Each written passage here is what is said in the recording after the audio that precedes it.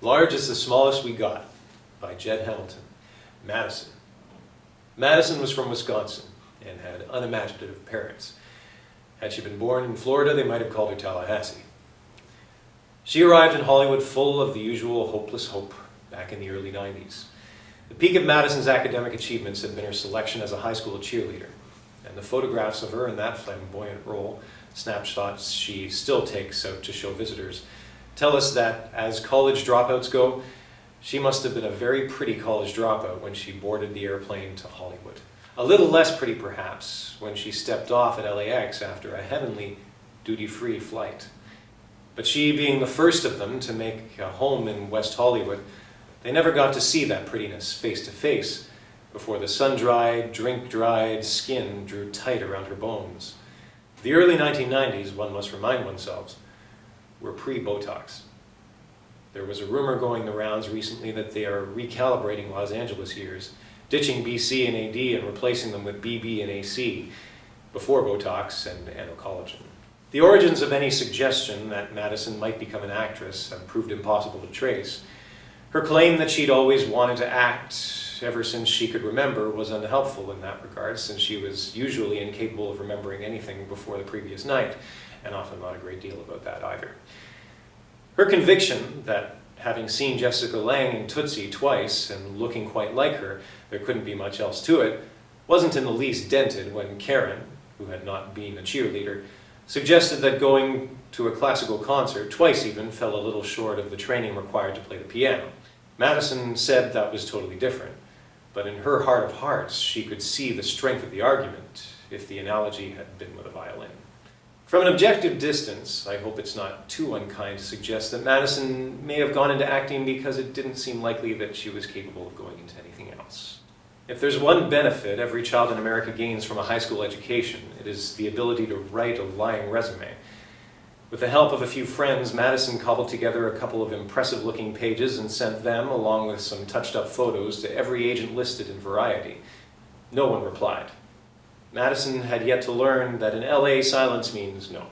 She never came to learn that in LA, yes sometimes means no too, and that it is futile for anybody to try to come up with a formula explaining when. She thought that not getting a reply from any of them was most encouraging, and went around Wisconsin boasting that she'd not had a single rejection. Then one damp day, the mail brought her a scented envelope with a scented letter inside from an address in Sunset Boulevard, Karen, saying, I summarize, that Sunset Creative Arts were very interested and would be delighted to be able to help her, and if she ever found herself in Los Angeles, she should be sure to come and see them. But she had to understand that neither they nor any other agency was going to be able to take her on as a remote client, if she knew what they meant, and had she ever thought of moving to Hollywood. We can put Madison on an airplane to California immediately because she boarded an airplane to California immediately. But even in the short space of time between the scented letter and the departure lounge, Sunset Creative Arts had forgotten all about her. Perhaps because the one-man outfit known as Sunset Creative Arts was a little further up Sunset than you might think. Past Formosa, where the transvestite hookers hang out, past the drug dealers near the pharmacy at the free hospital, past that strip where no sane person would stop his car, no matter what color the traffic signal, and round the corner on Eastern Avenue in a small office on a temporary lease, at the back of the seedy motel opposite the gay bathhouse.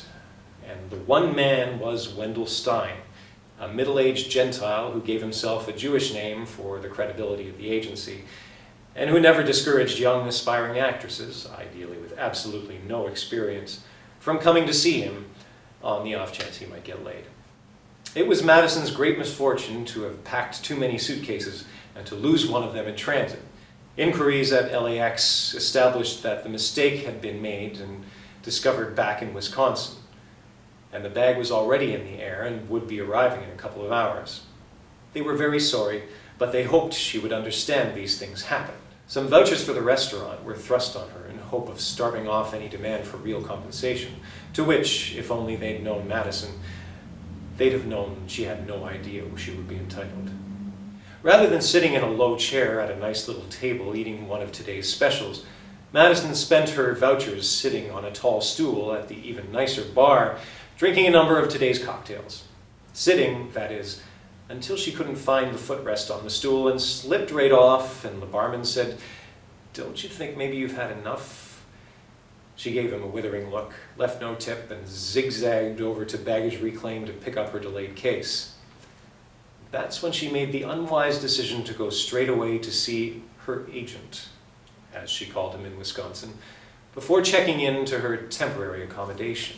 The cab pulled up outside the Sunset entrance to an Eastern Avenue motel, which displayed the same address as that on Wendelstein's letter, in big numbers above a doorway with an arrow pointing to Reception on Eastern and a blue neon sign that flashed VAC blank NCY.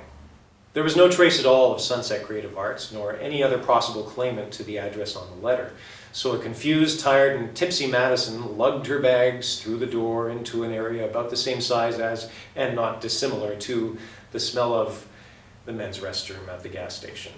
In an even smaller anteroom, in a torn leatherette armchair that leaked dirty yellow stuffing onto the dirty rug on the dirty floor, sat a woman who was watching daytime TV and slowly shoveling so-called fast food into her mouth from a cardboard container. She saw Madison soon enough, but took her sweet time wiping the grease from her face onto her fat fingers, then from her fat fingers onto her stained thighs, and easing herself out of the chair and plodding through to the desk, looking at Madison's luggage and complaining, "The entrance is on Western. Are you blind or something? How many nights?" "Oh, I'm not checking in," Madison smiled nervously. "I'm here to see Mr. Stein." Then more confidently, "He's my agent." Madison waved the scented letter to the woman, who took it, smelled it, glanced at the top and bottom of it, but never the middle of it. She didn't need to. She'd seen it 100 times before. She grunted, shoved the letter back to Madison, and disappeared, which is a wholly misleading word for which I apologize if it is taken as having been intended to convey the slightest impression of speed. After some minutes, during which Madison could hear distant voices shouting at each other, the woman returned. "Follow me." She, who divided her time between watching TV as the motel's receptionist and watching TV as Wendelstein's secretary, led Madison out into a small courtyard with a filthy swimming pool and a jacuzzi bubbling brown froth, through to the equally splendid offices of Sunset Creative Arts. Madison was not looking her best. Any potential for kindling Wendell's attraction could neither be described as immediate nor likely to be future, even if he was desperate.